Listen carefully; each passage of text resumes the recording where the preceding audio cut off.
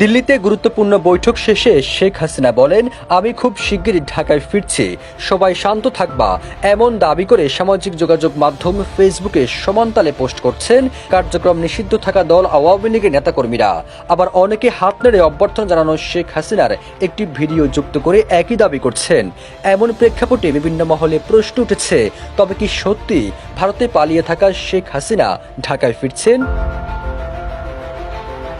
তবে rumour square team ভিডিওটি অনুসন্ধান করে জানায়, দাবি করা তথ্যটি মিথ্যা ও গুজব।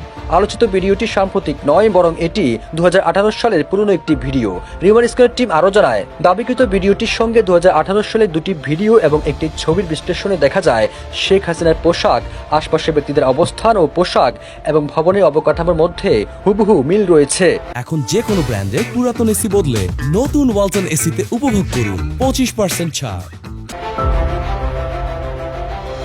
এছাড়া 2018 সালের 30 সেপ্টেম্বর একটি জাতীয় দৈনিকের প্রতিবেদনে বলা হয়, তৎকালীন প্রধানমন্ত্রী শেখ হাসিনা জাতিসংঘ সাধারণ পরিষদের 73তম অধিবেশনে যোগ দিতে সপ্তাহব্যাপী যুক্তরাষ্ট্র সফর শেষে 29 সেপ্টেম্বর সন্ধ্যায় লন্ডনের উদ্দেশ্যে রওনা হন। অর্থাৎ 2018 সালের পুরনো ভিডিওটিকে সম্প্রতি দিল্লিতে শেখ হাসিনার প্রকাশ্যে আসার দাবিতে প্রচার করা হয়েছে, যা সম্পূর্ণ মিথ্যা।